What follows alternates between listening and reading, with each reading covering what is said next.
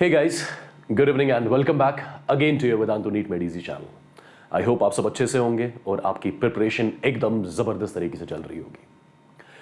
So dear students, जैसा मैंने आपको लास्ट वीडियो में बताया था, आप अपने कैलेंडर्स मार्क कर लो 10th अप्रैल या मैक्सिमम 15th अप्रैल तक जितना भी आपका अभी तक पेंडिंग पोर्शन है, जो चीजें आपने अभी तक कवर नहीं की है, जो सिलेबस आपने अभी तक कंप्लीट नहीं किया है, वो बचा हुआ पोर्शन आप 10th या इवन 15th ऑफ अप्रैल तक कवर कर सकते हो. जो बचे हुए 15 दिन हैं, उन बचे हुए 15 दिन में करना क्या है? बहुत सारे स्टूडेंट्स मुझसे पूछ रहे हैं कि क्वेश्चन प्रैक्टिस कैसे होनी है. एक चीज मैं आपको बता दूं, इस चैनल पे हमने मोस्ट एक्सपेक्टेड क्वेश्चंस की सीरीज स्टार्ट की हुई है, जो कि रोज 9 बजे होती है चैप्टर वाइज. और ये ऐसे क्वेश्चंस हैं जो अभी तक नीट में नहीं पूछे गए हैं और इनके पूछने के चांसेस सबसे ज्यादा है. तो ये सीरीज जो शाम को 9 बजे केमिस्ट्री सब्जेक्ट में होती है, तो ये प्रॉपरली फॉलो करें. नंबर 1. नंबर 2, मैं अज्यूम करके चल रहा हूं आप 15th अप्रैल तक अपना बचा हुआ पोर्शन कंप्लीट करोगे.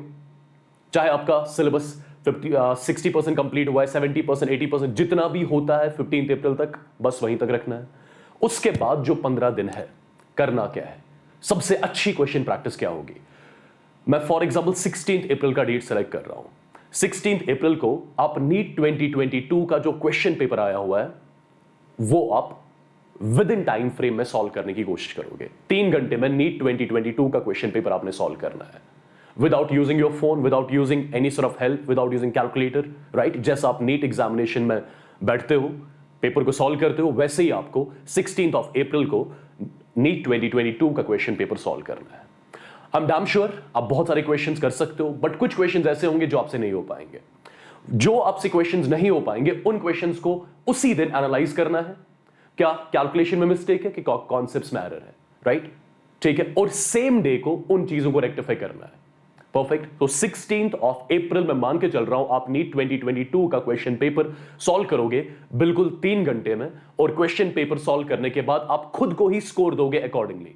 राइट, और पेपर को एनालाइज करोगे कि कहां कहां पे क्या क्या मिस्टेक्स हो रही है, और उन मिस्टेक्स को उसी दिन रेक्टिफाई करने की कोशिश करोगे आप लोग. चाहे कॉन्सेप्ट आपको फिर से पढ़ना पड़े उसी दिन, चाहे आपको कैलकुलेशन सुधारनी पड़े और क्वेश्चन प्रैक्टिस करनी पड़े, वो आप खुद एनालाइज करोगे. Similarly for example 17th of April को नीट 2021 का आप क्वेश्चन पेपर उठाओगे. Within the time frame 3 घंटे में ये सॉल्व करोगे. अब इस पेपर में कहां कहां पे क्या मिस्टेक्स हो रही है, कौन कौन सा कॉन्सेप्ट आपको वीक लग रहा है, वो कॉन्सेप्ट उसी दिन वापस से स्ट्रॉन्ग करना, उसको वापस से पढ़ना है. राइट, चाहे ऐसे 5 कॉन्सेप्ट्स आपको मिले डिफरेंट सब्जेक्ट्स में, 10 कॉन्सेप्ट्स मिले, मेक श्योर ये उसी दिन क्लियर होना चाहिए. और यही प्रोसेस आप फॉलो करोगे कब तक? ये प्रोसेस आप फॉलो करोगे 30th ऑफ अप्रैल तक. मतलब आप 15 साल के question papers with in time frame solve कर रहे हो. इससे एक तो क्वेश्चन प्रैक्टिस हो जाएगी, और आपको एग्जाम कल्चर से आप you'll get used to the exam culture.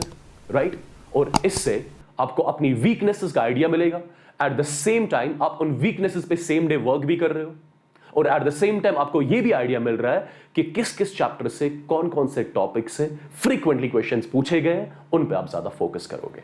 तो I would want you guys to do this thing for next 15 days 30th April तक. राइट, आई एम 100% श्योर अगर आप ये प्रोसेस फॉलो करोगे, आपका स्कोर एटलीस्ट 100 मार्क्स से रेज हो जाएगा. I am damn sure about that, because जो भी मेरे पिछले वाले स्टूडेंट्स रहे हैं, उनने लास्ट के 15-20 दिन ये प्रोसेस भी फॉलो किया. और apart from that, most expected questions आपने देखा होगा, पहला सेशन मैंने अभी 1 दिन पहले लिया. राइट, क्वेश्चंस अमेजिंग थे. तो प्लीज एंड प्लीज 9 बजे शाम को रोज इस चैनल पे मिला करें. सेशन ड्यूरेशन 1 से 1.5 घंटा होता है. मोस्ट एक्सपेक्टेड क्वेश्चंस मैं आपको करा रहा हूं चैप्टर वाइज. Right, perfect. उससे आपकी और ज्यादा क्वेश्चन प्रैक्टिस हो जाएगी, और डेफिनेटली आई एम 100% श्योर आप अपनी स्कोर इजीली इंप्रूव कर सकते हो. Right, so wishing you all the luck, take care, God bless you all and love you all.